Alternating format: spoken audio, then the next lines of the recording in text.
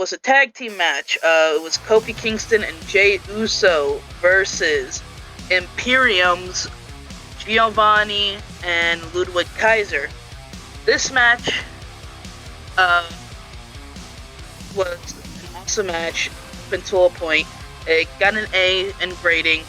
However, the match was stopped due to by ref stoppage.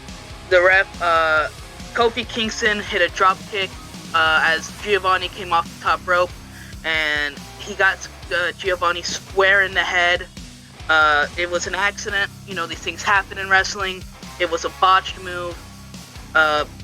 Giovanni unfortunately did suffer an injury and has been out. We don't know when he's coming back. It came as a shock, especially when I saw the ref throw up the little X, showing that a legitimate injury had occurred. Usually, sometimes they'll use that in storyline purposes, but this time it was no joke. So Jey Uso and Kofi Kingston won that via the ref stoppage. While it wasn't an awesome match, unfortunately, mistakes do happen. The next match of the night was another tag team match. It was the Awesome Truth, being R-Truth and The Miz, with R-Truth still believing he's in the Judgment Day, taking on JD McDonough and Dirty Dominic of Judgment Day. This was a S-tier match.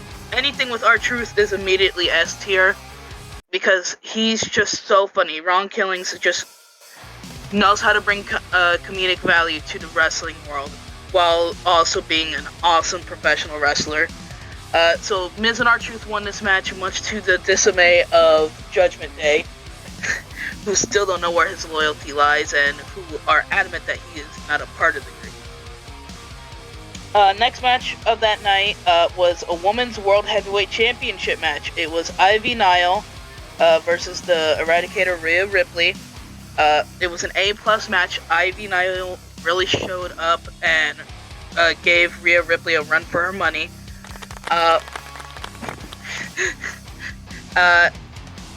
That match was an A match. Rhea Ripley did retain her title. You know, like I said, she's not going to drop it till WrestleMania probably.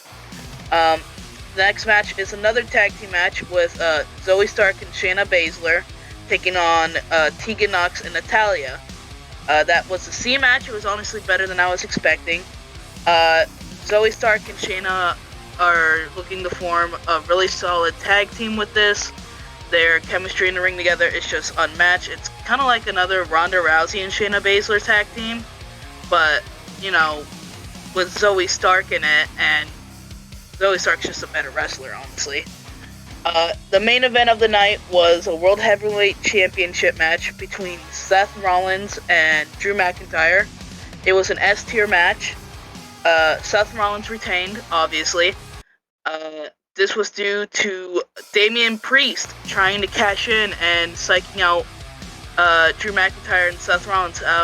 Drew went for a Claymore, hit it, did a pin combo, but unfortunately, this pin combo led to Seth Rollins' foot being on the rope and breaking the pin. Therefore, causing Seth Rollins to be able to counter it, hit a stomp, and win the match. Moving on to SmackDown special, New Year's Revolution special. The first match was the U.S. Championship. I forgot the grading. Let's see. The grading for Monday Night Raw on day one, I would give it an A+. A really good Raw. So SmackDown, the New Year's Revolution special. The first match of the night was a U.S. Championship Tournament final between Kevin Owens and Santos Escobar with Angel Garza and Humberto Carrillo. Unfortunately, those two were taken out rather quickly. This was due to the LWO members, Santos' previous teammates, attacking them. Kevin Owens won the tournament. He will be facing Logan Paul at the Royal Rumble for the U.S. Championship. And it was an A+ match. Match 2 of the night was a women's championship match with Michin from AJ Styles faction versus Io Sky of Damage Control. Io Sky retained thanks to the help of Damage Control, and it was a B+ match. Next one was a tag team match. Butch and Tyler Bates versus Pretty Deadly. This would be Tyler Bates' first match on the main roster, and you know, they really showed good chemistry together. They won the match. It was an A match. I really liked it. It seems as though the Brawling Brutes are just no longer a thing, which is, honestly, I say, good riddance. They weren't really that good of a tag team to begin with. The main event of the SmackDown was a triple threat championship contenders match for the WWE Undisputed Championship between LA Knight, AJ Styles, and Randy Orton. However, due to a ref bump in the middle of the match, Roman Reigns and the Bloodline came out and interfered in the match. With Nick Aldis sitting ringside for this match, afterwards, Nick Aldis, my favorite fucking GM now, because he takes no bullshit, went up to Paul Heyman and told him to tell Roman congratulations, because now he's earned a fatal 4-way against all three of those men at the Royal Rumble for the Undisputed Championship. And to me, I think this is where they set up. I hope Roman, as much as I hate Roman, I hope he doesn't lose the title here, but if he does have to lose it, it has to be to Randy Orton. Randy Orton has to take that pin. So if Cody does have to finish his story, it could be against his mentor, Randy Orton. That was an A+ match and an A+ ending. All in all, SmackDown gets an A+ for that week. Moving on to next week. On January 8th edition of Raw, the first match came about due to R-Truth calling Finn Balor a scaredy cat last week when the match against him and Tommaso Ciampa was made. Tommaso Ciampa ended up winning the match. It was a B match. Nothing too exciting about it. Tommaso Ciampa doesn't know how to bring it to the table along with Finn Balor, but Finn works better with the tag team in the Judgment Day than he does solo. So it wasn't that good. Next match of the night, let me check my extra notes. Yes. Next match was Kofi Kingston versus Ludwig Kaiser. This match had come about due to the previous week's edition of Raw, where Giovanni was injured. He's on concussion protocol, which is why he's not here right now. And that match ended with a double countout, no winner. After which, I can't tell. It was honestly pretty scary to see this. A brawl continued. They continued to brawl, and next thing we know, Ludwig Kaiser is throwing the announcer's swivel chair directly at Kofi Kingston's face before dropping him onto the steel stairs and then running around the ring and drop kicking him head first onto the steel stairs. Kofi is now out of action. They have written him off TV for now. But I honestly can't tell. I honestly at the moment could not tell, and I still can't really tell if it is a work or if it's like if they genuinely hate each other. I cannot tell. That was a B+ due to the ending. The next match of the night was a women's tag team championship match. Let's see. Checking my extra notes because I started taking extra notes for people that are talking.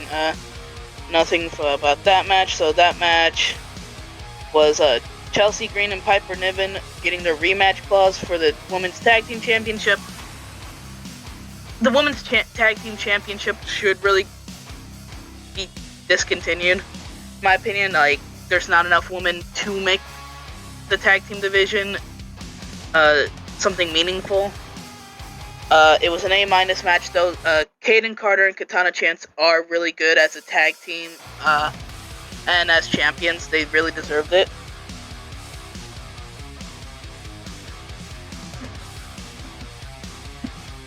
just not too low. Next match of the night was The Miz versus JD McDonough.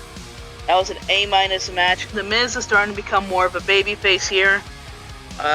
He's honestly starting to get the crowd to go behind him again, and it's something nice to see. It's an A- match with The Miz coming out on top. And then we had match number 5, which was Otis versus Ivar of the Viking Raiders. Ivar won that match. It was an A match. Those two big behemoths really know how to fight. Then we had the main event, which was a street fight between Cody Rhodes and Shinsuke Nakamura.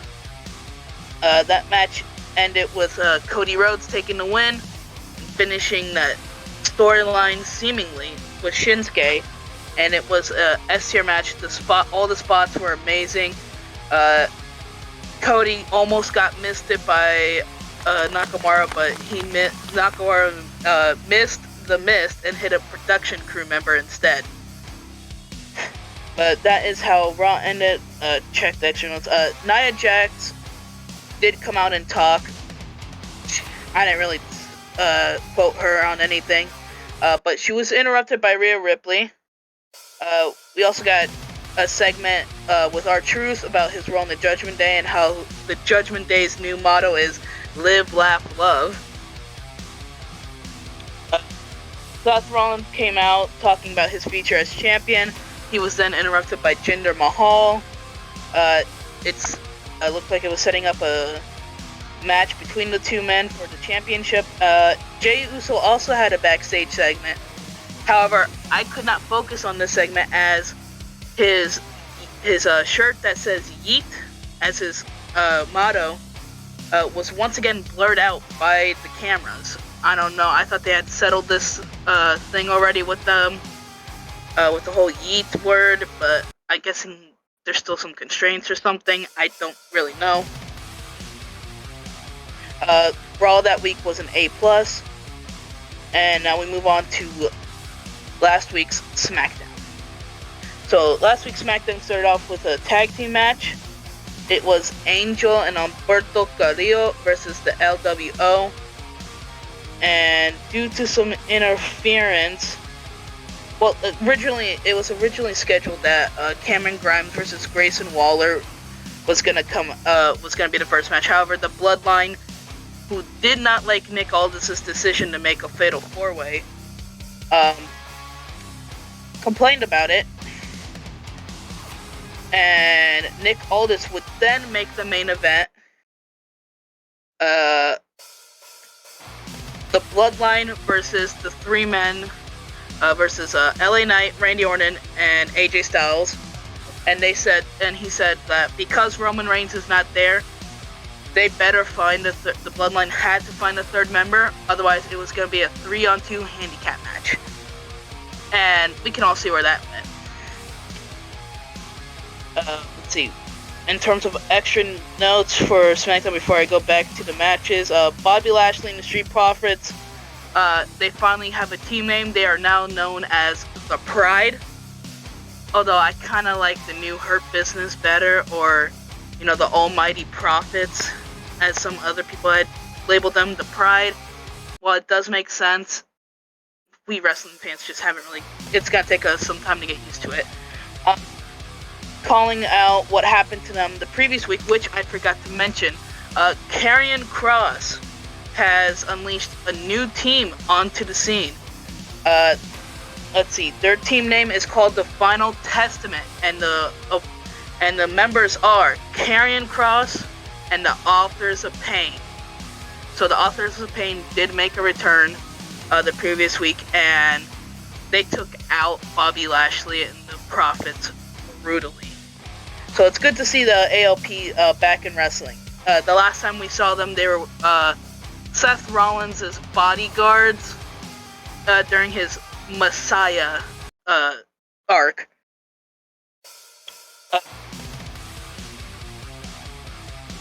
Let's see. Paul Heyman at the end couldn't find a partner for the Bloodline, so the Bloodline went into the match 3-on-2. More on that in a bit. Let's see. Match 2 was Bianca Belair versus Bayley. It was a B+ match. Bianca won, obviously.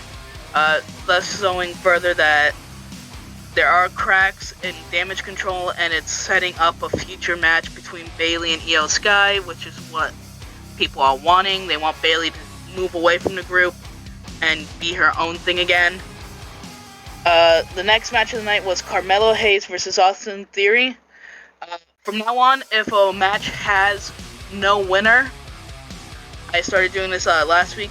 I meant to say it now, but I had already graded those matches prior. From now on, though, starting now, if a match is ending in either double knockout, double countout, or there's just no definite winner, it will not have a grade, and there will not be a winner announced. Carmelo Hayes and Austin Theory's match was stopped again due to a botched move from the top rope where Austin Theory and Carmelo Hayes landed on top of one another. Both men were sent to the back afterwards and put on a little concussion protocol, but it has been stated that both men are okay, and that's good. So the last match of that SmackDown was a 3-on-2 handicap. However, the match started off as a tag team match because just as Randy Orton came out, the Bloodline attacked him from behind, and it seemed like all hope was lost, and that AJ Styles and LA Knight would have to take up the reins and take on the Bloodline themselves.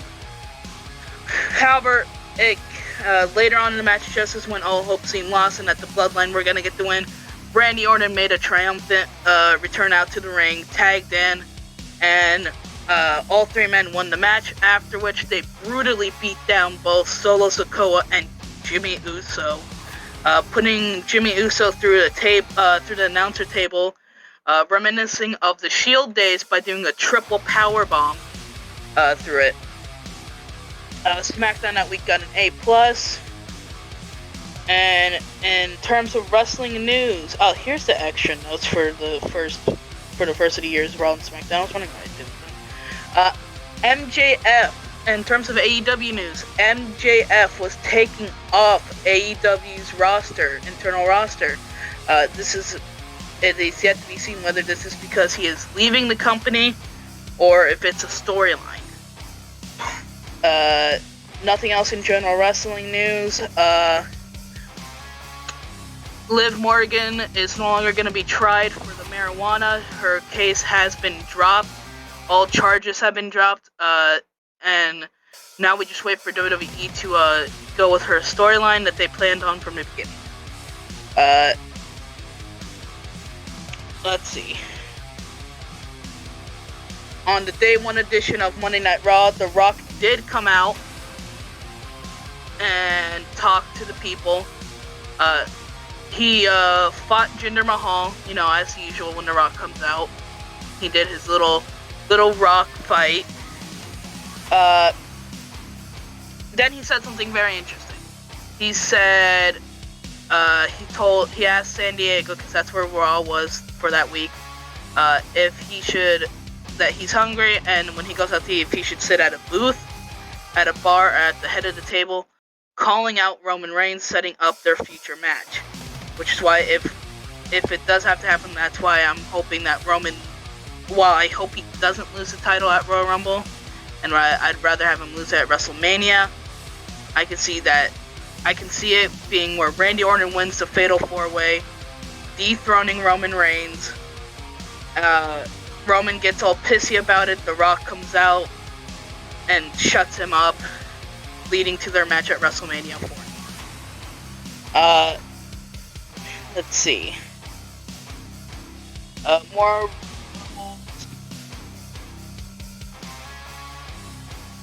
Yep.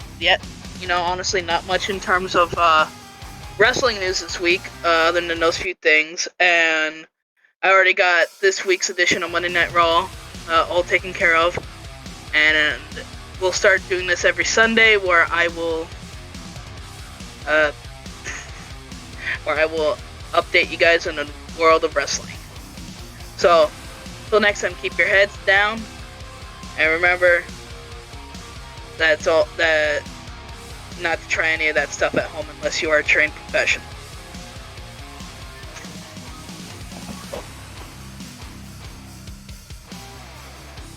We can cut now.